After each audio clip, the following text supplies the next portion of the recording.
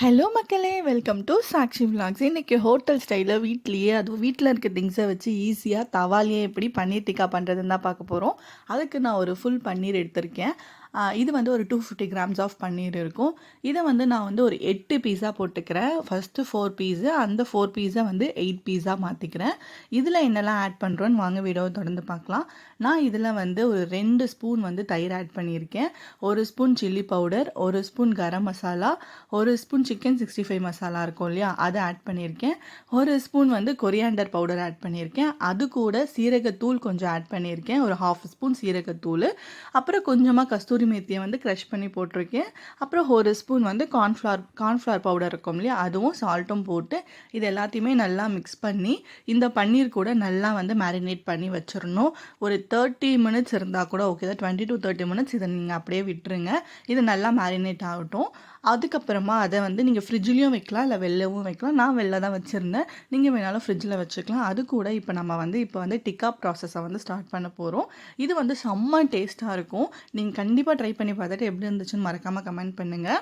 இதில் வந்து நான் 2 ஸ்பூன் வந்து கீ ஆட் பண்ணிக்கிறேன். நீங்கள் பட்டர் இருந்தால் கூட ஆட் பண்ணிக்கலாம், ஆனால் கீ வந்து செம்ம டேஸ்ட்டு கொடுக்கும். அதனால நான் குட்டி நான்ஸ்டிக் பேனில் வந்து ஒரு 2 ஸ்பூன் வந்து கீ ஆட் பண்ணிவிட்டு, ஏன் நான் நான்ஸ்டிக் தவா எடுக்கிறேன்னா அப்போ நமக்கு திருப்பி போடும்போது வந்து அது ஈஸியாக இருக்கும். அண்ட் எல்லா பக்கமும் நல்லாவும் ஸ்ப்ரெட் ஆகி மசாலாவும் அதிலே ஸ்ப்ரெட் ஆகிருக்கும். அதனால தான் நான் நான்ஸ்டிக் எடுத்திருக்கேன். இல்லை நான்ஸ்டிக் இல்லைனா நார்மல் பேன் கூட நீங்கள் யூஸ் பண்ணலாம். அதில் 2 ஸ்பூன் வந்து கீ ஆட் பண்ணிவிட்டு இந்த 4 பீசஸ் ஆஃப் பன்னீர் டிக்காவாக வந்து நான் அதில் வைக்கிறேன். அது நல்லா ரோஸ்ட் ஆகணும். நீங்கள் சிம்மில் வைங்க, ஏன்னா சிம்மில் வச்சாதான் அது நல்லா ரோஸ்ட் ஆகும். நீங்கள் ஹையில் வச்சிங்கன்னா மேலே இருக்க மசாலா மட்டும் தீஞ்சு போயிடும். ஸோ சிம்மில் வச்சு ஒரு பக்கம் ஒரு 2 to 3 மினிட்ஸ் ஒன் சைடும், இன்னொரு 3 மினிட்ஸ் ஒன் சைடும் அப்படி போட்டு எடுத்தோம்னா அந்த மசாலாவும் அதுலேயே ஒட்டி இருக்கும். அண்ட் அது டேஸ்ட்டும் உள்ள சூப்பராக இருக்கும். இந்த மாதிரி நான் பண்ணுற ப்ராசஸ் மாதிரியே பண்ணுங்கள் நீங்களும்.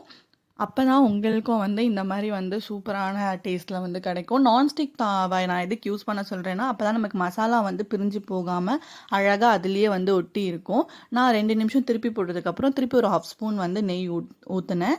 இப்போ பாருங்கள், உங்களுக்கே தெரியும் பன்னீரும் மசாலாவும் நல்லா மெர்ஜ் ஆகிருக்கு. பன்னீர் தனியாக மசாலா தனியாக இல்லாமல் ரெண்டுமே ஒன்றா இருக்குது. இப்படி சாப்பிடும்போது தான் டேஸ்ட்டு சூப்பராக இருக்கும். இதை கண்டிப்பாக குட்டீஸ்க்கெலாம் வீட்டில் பண்ணி கொடுங்க, செம்மையாக சாப்பிடுவாங்க. இது பண்ணுறதுக்கும் ரொம்ப நேரம் ஆகாது. நம்ம மேரினேட் பண்ணி வச்சுட்டோம் அப்படின்னா குழந்தைங்களுக்கு காலைல ஸ்கூலுக்கு கூட கொடுத்து அனுப்ப ஒரு 10 to 15 மினிட்ஸ்லேயே வந்து இது எல்லா டிஷ்ஷுமே வந்து பண்ணி முடிச்சிடலாம். ஸோ செம்ம டேஸ்ட்டாக இருக்கும். கண்டிப்பாக நீங்களும் அதை ட்ரை பண்ணி பாருங்கள். நான் இதை வந்து வெஜ் மயோ கூட பேர் பண்ணியிருக்கேன். நீங்கள் க்ரீன் சட்னி கூட பேர் பண்ணலாம், அதுவும் டேஸ்ட்டு சூப்பராக இருக்கும். நம்ம சமைக்கிறதே வந்து வீட்டில் இருக்கவங்களை இம்ப்ரெஸ் பண்ண தான். இது சாப்பிட்டுட்டு என் ஹஸ்பண்ட் என்ன சொல்கிறாரு நீங்களே கேளுங்க. எனக்கு கேட்கும் போதே செம்ம ஹாப்பியாக இருந்துச்சு. நீங்களும் கேளுங்க. நீங்களும் கேட்டிருப்பீங்கன்னு நம்புகிறேன். சூப்பராக இருக்குது அப்படின்னு சொன்னார். அவர் எப்போவுமே அவ்வளோ சூப்பராக இருக்குன்ற ஒரு வார்த்தை சொல்லவே மாட்டார். அவரே சூப்பராக இருக்குன்னாரு. ஸோ கண்டிப்பாக இந்த டிஷ் வந்து செம்ம டேஸ்ட்டாக இருக்கும். நீங்களும் மறக்காமல் வந்து ட்ரை பண்ணி பார்த்துட்டு எப்படி இருந்துச்சுன்னு கமெண்ட் பண்ணுங்கள். இந்த மாதிரி நிறைய வீடியோஸ் பார்க்க மறக்காமல் நம்ம சேனலை சப்ஸ்கிரைப் பண்ணிக்கோங்க. நெக்ஸ்ட்டு வந்து பாப்பாவோட பர்த்டே செலிப்ரேஷன் வீடியோஸ்லாம் வரும். அதெல்லாம் பார்க்கணுன்னா கண்டிப்பாக நம்ம சேனலை சப்ஸ்கிரைப் பண்ணிட்டு பெல் பட்டனை வந்து ப்ரெஸ் பண்ணி வச்சுக்கோங்க. இன்னொரு சூப்பரான வீடியோவில் பார்க்கலாம். மறக்காமல் அந்த லைக் பட்டனையும் தட்டி விட்டுருங்க. பாய்.